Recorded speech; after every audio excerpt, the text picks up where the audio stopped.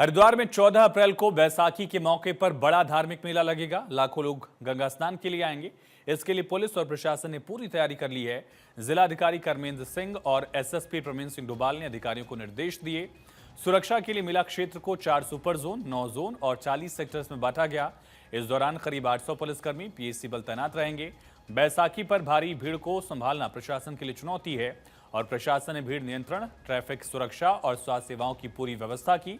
वहीं श्रद्धालुओं से अनुरोध किया गया है कि वो प्रशासन के नियमों का पालन करें ताकि यह पर्व शांति और श्रद्धा के साथ संपन्न हो सके। बैसाखी के पर्व पर जो स्नान है, इस पे काफी भीड़ भाड़ होती है और काफी श्रद्धालु आते हैं स्नान करने के लिए हरकी पैड़ी पे और गंगा जी में।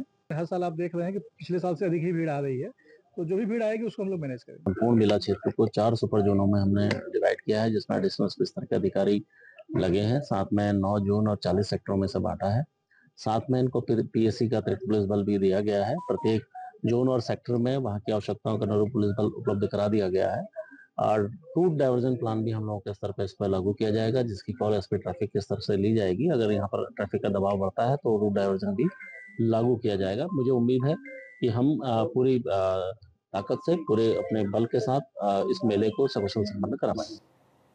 हरिद्वार में इस बार भी पाकिस्तान से हिंदू श्रद्धालुओं का समूह आया है। पाकिस्तान के सिंध प्रांत से आए 270 श्रद्धालु शदानी दरबार आश्रम में रुके। उन्होंने वहां साधु संतों के प्रवचन सुने, कलश यात्रा निकाली, हर की पैड़ी पर गंगा आरती में हिस्सा लिया। हर साल इस आश्रम के जरिए सैकड़ों हिंदू श्रद्धालु भारत की तीर्थ स्थलों की यात्रा पर आते हैं। हरिद्वार उनकी यात्रा का आखिरी पड़ाव होता है। पाकिस्तानी श्रद्धालु गंगा स्नान, हरिद्वार के धार्मिक स्थानों को देखकर बहुत खुश हैं। उनका कहना है कि उन्होंने हर की पैड़ी और भारत के अन्य तीर्थों के बारे में सिर्फ सुना था, लेकिन पहली बार यहां आकर सब देखा। सिंध से हूँ, सिंध मीरपुर माथेली सिटी में रहती हूँ। हम बहुत गर्व महसूस कर रहे हैं कि यहाँ आके भारत में हम ये मंदिरों के दर्शन करके, जैसे रायपुर दरबार के दर्शन, दरबार के दर्शन करे, नागपुर गए थे हम और द्वारकाधीश गए थे, अमरावती गए थे, तो बहुत मतलब मज़ा भी आया, हमने धन्य महसूस किया। और मैं वहीं रहकर चाहती थी कि मैं यहाँ आऊँ और यहाँ आके देखूँ कि हरिद्वार हर की पूरी कैसा दिखता है और वहाँ गंगा में स्नान करके हमें कितना मतलब पुण्य मिलता है। अपने संस्कारों को जीवित रखने के लिए इस धर्म भूमि भारत के जो भी भारतवंशी दुनिया के किसी भी कोने में हैं, वे भारत अवश्य आते हैं। और यह तो तीर्थ नगरी देवभूमि हरिद्वार, यहाँ तो हर सनातनी अवश्य आता है। उत्तराखंड में इन दिनों एक राष्ट्र एक चुनाव को लेकर जागरूकता कार्यक्रम और गोष्ठियां हो रही हैं। इसी कड़ी में कोटद्वार बार एसोसिएशन के सभागार में एक महत्वपूर्ण गोष्ठी हुई। इसमें कई वकीलों के साथ नैनीताल हाईकोर्ट बार एसोसिएशन के पूर्व अध्यक्ष, कार्यक्रम संयोजक दिनेश रावत ने हिस्सा लिया। दिनेश रावत ने कहा कि इस अभियान का मकसद लोकसभा, सभी राज्य विधानसभाओं के चुनाव एक साथ कराना है। इससे समय और सरकारी खर्च दोनों की बचत होगी।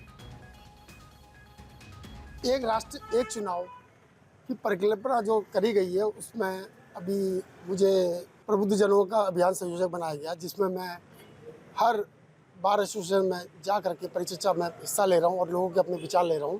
इसी संदर्भ में आज कोटद्वार अधिवक्ता संघ में एक बैठक का आयोजित किया गया, जिसमें लोगों ने अपने विचार रखे और सर्वसम्मति से ये प्रस्ताव पारित किया गया कि हम इसका समर्थन करते हैं। देखिए, one nation one election Bharat जैसे विकासशील देश में बहुत आवश्यक है, क्योंकि हमारे यहाँ समय समय पर इलेक्शन होते रहते हैं और उसके कारण हमारे सारे विकास कार्य बाधित हो जाते हैं। हनुमान जयंती के मौके पर श्री सनातन धर्म मंदिर से एक भव्य शोभा यात्रा निकाली गई। यात्रा घंटाघर, पिक्चर पैलेस और मॉल रोड से होती हुई लाइब्रेरी के हनुमान मंदिर पहुंची। रास्ते में कई जगहों पर लोगों ने शोभा यात्रा का स्वागत किया। बजरंग दल के कार्यकर्ता जय श्री राम के नारे लगाते हुए यात्रा में शामिल हुए।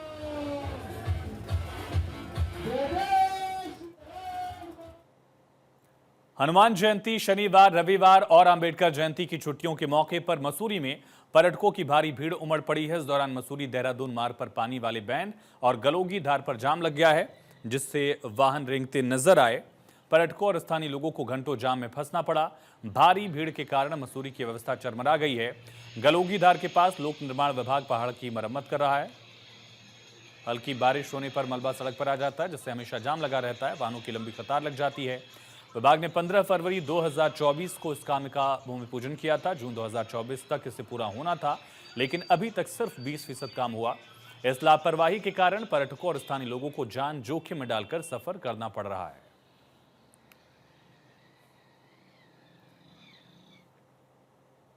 सितारगंज के कोंदा, अशरफ और बिश्ती गांव के लोगों ने देशी विदेशी शराब की दुकान खोलने का विरोध किया। पूर्व ग्राम प्रधान सुखदेव सिंह की अगुवाई में लोगों ने दुकान के बाहर धरना दिया। दुकान बंद कर दी गई।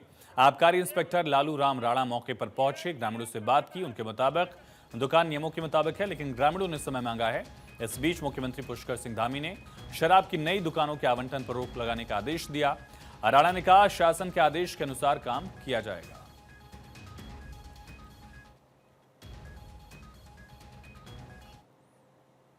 वक्फ बोर्ड के प्रदेश अध्यक्ष शादाब शम्स मंगलौर पहुंचे। भाजपा के वरिष्ठ नेता जमीर हसन से मुलाकात की। जमीर हसन के आवास पर दोनों नेताओं के बीच मुलाकात हुई। इस दौरान पुलिस ने वक्फ कानून को लेकर हो रहे विरोध प्रदर्शनों को देखते हुए सुरक्षा के तगड़े इंतजाम किए थे। शादाब शम्स ने एक बार फिर से वक्फ बिल की प्रशंसा करते हुए कहा कि गरीब मुस्लिम की हितों की रक्षा ये कानून करेगा।